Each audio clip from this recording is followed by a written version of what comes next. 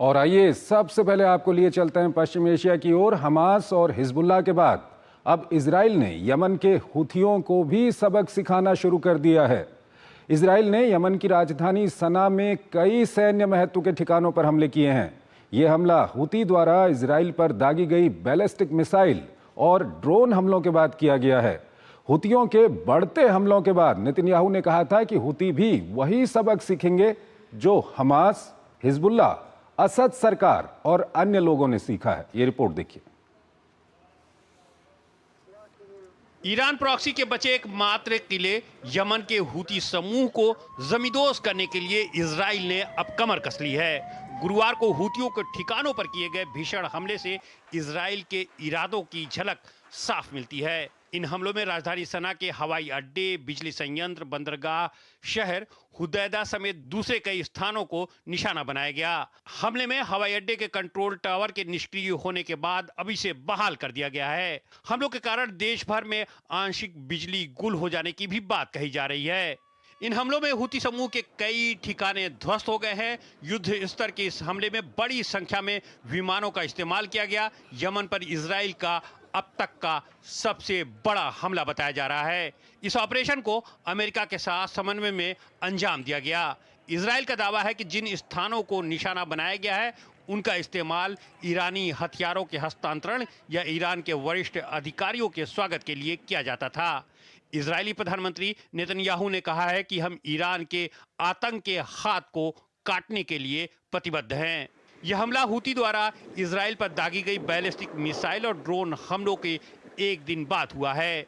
हुतियों के बढ़ते हमलों के बाद नेतन्याहू ने कहा था कि हुती भी वही सबक सीखेंगे जो हमास, हिजबुल्लाह और असद सरकार व अन्य लोगों ने सीखा है।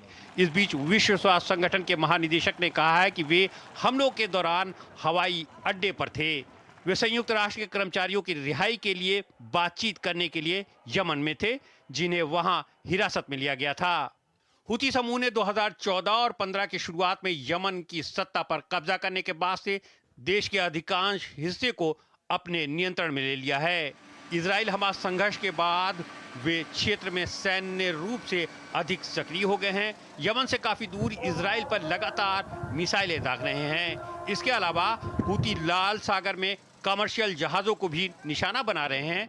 उनका कहना है कि इन हमलों का मकसद गाजा में चल रहे संघर्ष में फिलिस्तीनियों का समर्थन करना है।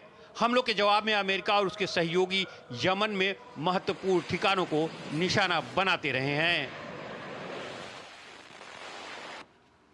आइए इस खबर पर हम चर्चा करेंगे। हमारे साथ वीना सीकरी हमारे साथ जुड़ रही हैं। फॉर्मर हाई कमिश्नर हैं बांग्लादेश में भारत की, और साथ ही साथ विदेशी मामलों की जानकार हैं। वीना जी, बहुत बहुत स्वागत है आपका हमारे इस कार्यक्रम में। सबसे पहला सवाल आपके सामने हम यही रखेंगे कि हमास, हिजबुल्लाह और अब हुतियों के खिलाफ इजराइल ने मोर्चा खोल दिया है। क्या कुछ रणनीति इजराइल की है?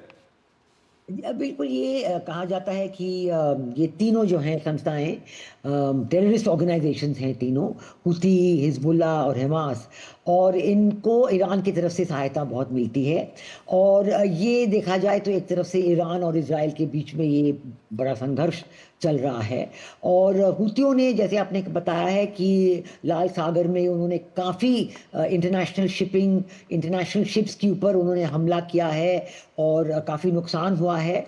और इस वजह से काफ़ी देश परेशान हैं। अमेरिका की तरफ से भी पहले इस यमन पे अटैक्स होते रहे। तो अब जो है हिजबुल्लाह और हुती इजराइल हमास के लड़ाई में जुड़ गया है। हिजबुल्लाह तो बहुत ज़्यादा हुआ है, उनके साथ अब किसी तरीके से समझौता भी हुआ है, लेकिन हुती जो है वो अपने अटैक कर रहे हैं इजराइल के एयरपोर्ट पे, बेन गुरियन एयरपोर्ट के तेल अवीव में।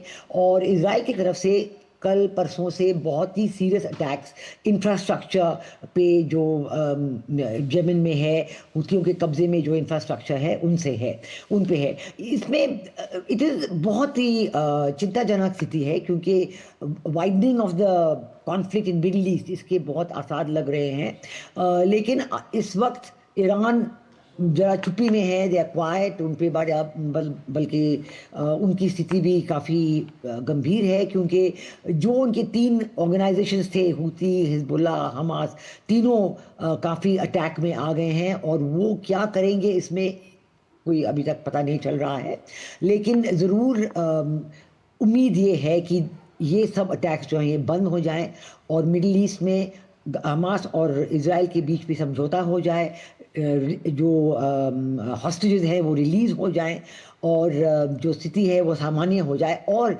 इसके साथ साथ पैलेस्टीनियन का जो स्टेट है, जो 2 स्टेट सोल्यूशन कहा जाता है मिडिल ईस्ट में, ये भी एक्चुअलाइज हो जाए, एक्चुअली इस पर भी समझौता हो जाए और पैलेस्टीन को अपना state within agreed boundaries मिल जाए। तो ये तो हमारी उम्मीद है, ये तो अल्टीमेट ऑब्जेक्टिव है। लेकिन इस बीच जो ये अटैक्स हो रहे हैं, जो वायलेंस बढ़ रहा है, हुती के अटैक्स इजराइल पे और इजराइल के बहुत ज़्यादा बड़ा हमला यमन पे, इंफ्रास्ट्रक्चर पे, उनके वेपन स्टोरेज पे, सारे उनके जो स्पॉट्स थे वहाँ पे, उन पे, इससे बहुत ही गंभीर स्थिति हो सकती है, क्योंकि मिडिल ईस्ट में, वेस्ट एशिया में ये कॉन्फ्लिक्ट जो है उसकी एक्सपेंशन के आसार ज़रूर हैं। वीना जी, अगर हम पश्चिम एशिया की बात करें तो वहाँ पर जिस तरह से इजराइल का संघर्ष चला, अभी हमास के साथ वहाँ पर संघर्ष चल रहा है, हिजबुल्लाह के साथ संघर्ष चला, वो अभी वहाँ पर संघर्ष विराम चल रहा है, अब हुथियों के साथ वहाँ पर संघर्ष चल रहा है, और कहीं ना कहीं ये प्रॉक्सी ऑर्गेनाइजेशन है ईरान इनको समर्थन देता है। पिछले दिनों हमने देखा कि ईरान और इजराइल भी आमने सामने आ गए थे कुछ मौक़ों पर, और अब ये जो हुथियों पर हमला है, इसके बाद आपको क्या लगता है, कहीं ये संघर्ष बढ़कर फिर ईरान और इजराइल के संघर्ष के रूप में तो नहीं आएगा? वैसे आ तो सकता है ज़रूर, और ईरान ने भी काफ़ी स्ट्रॉन्ग स्टेटमेंट्स दिए हैं, लेकिन इस वक्त ईरान की तरफ से कुछ ज़्यादा स्टेटमेंट्स नहीं आए हैं। शायद उनका कंसर्न जो है कि उनके सारे तीनों ऑर्गेनाइजेशन जो सपोर्ट कर रहे थे, उनकी स्थिति अभी बहुत नाजुक हो गई है।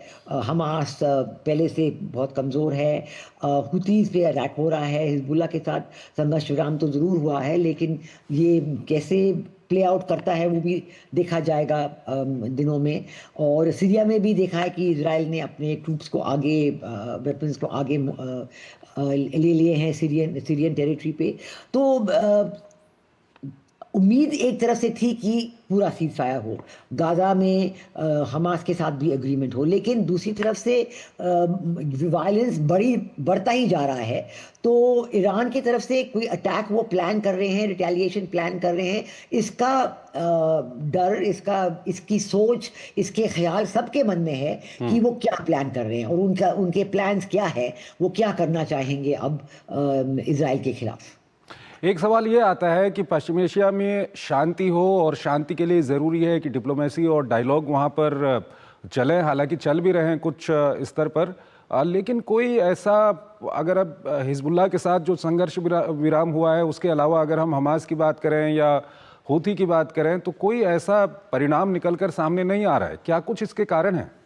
जो हमास के साथ तो कई बार ऐसे कहा, बस हो ही रहा है, कई बार ऐसे खबरें आई हैं वहां से कि इजिप्ट में मीटिंग्स हो रही हैं और ये प्रपोजल है, वो अन्य किस्म के प्रपोजल बताए जा रहे हैं सीज फायर के लिए, एक्सचेंज ऑफ हॉस्टेजेस के लिए, इन सब चीज़ों में बस। लेकिन ये जो न्यूज़ खबरें आती रही हैं उसमें कोई फाइनलिटी नहीं आई है, उनमें कोई फाइनल डिसीजन नहीं आया, और हमेशा अंतिम मौके में जाके पीछे हट जाते हैं सब लोग, और जो अटैक्स हैं वो कंटिन्यू हो रहे हैं, और loss of life in Gaza वो भी कंटिन्यू हो रहा है। तो वाकई ये स्थिति किसी वक्त भी फेयर अप हो सकती है। ये तो बहुत ही गंभीर स्थिति हो सकती है किसी वक्त भी। लेकिन हर बार, जैसे आपने कहा, डिप्लोमेसी और डायलॉग की उम्मीद तो रखनी ही चाहिए, और डिप्लोमेसी और डायलॉग पे जोर हमेशा ही रहना चाहिए। जैसे हमारे प्रधानमंत्री ने कहा था यूक्रेन और रशिया के बीच में, this is not era of war, ये लड़ाई का इरा नहीं है, ये किसी भी हालत में संघर्ष को कंटिन्यू नहीं करना चाहिए। ये बिल्कुल किसी की भी तरह से संघर्ष विराम होना ही चाहिए। लेकिन होते होते हमास के साथ बातें रह रही हैं, हिजबुल्लाह के साथ संघर्ष विराम हुआ है लेकिन नाजुक सा है। अब उम्मीद है कि ये लास्ट करेगा, लेकिन उसमें कुछ पता नहीं है। अब ये हुती की तरफ से शुरू हो गया है कि उन्होंने वीना जी यहीं पर एक अंतिम सवाल आपसे मैं करना चाहूँगा, क्योंकि आपने जिक्र किया भारत वो देश है जिसने डायलॉग और डिप्लोमेसी की बात की, प्रधानमंत्री मोदी ने की, लेकिन हम देख रहे हैं कि भारत के अलावा अगर अन्य बड़े देशों को हम देखें तो इंटरनेशनल कम्युनिटी ज़्यादा उसका प्रेशर है नहीं डायलॉग और डिप्लोमेसी और पीस पर। वहाँ पर क्या कुछ आप कहेंगे? प्रेसिडेंट डोनाल्ड ट्रंप ने ज़रूर कहा है, 20 जनवरी को उनका इनॉग्रेशन है, उनके सेकंड टर्म का इनॉग्रेशन है। उन्होंने ज़रूर कहा है कि इज़राइल हमास के झगड़े के मामले में और यूक्रेन रशिया में भी ये उनके लिए बहुत ही इम्पोर्टेंट विषय है, और उनके पहले दूसरे दिन दफ्तर में जब वो आएंगे, इनॉग्रेशन उनका होगा, तो इन पे वो अपना ख्याल करेंगे। और अब से ही कई हफ्तों से हम सुन रहे हैं कि कुछ उनकी बातचीत हो रही है सबके साथ, और ज़रूर वो अभी तक उनकी तरफ से ये उम्मीद दिलाया जा रहा है कि उनकी जो प्रायोरिटी है इन दो कॉन्फ्लिक्ट के लिए वो अभी तक है, और कुछ ना कुछ हल जनवरी के महीने में ही निकलेगा। ठीक ऐसे है। पूरी तरह की उम्मीद है, लेकिन होगा कि नहीं ये तो देखने वाली बात है। वीना जी, आप हमारे साथ बने रहिए। एक और विषय है जिस पर अभी हम आपसे बातचीत करेंगे, लेकिन उससे पहले एक छोटा सा ब्रेक लेते हैं।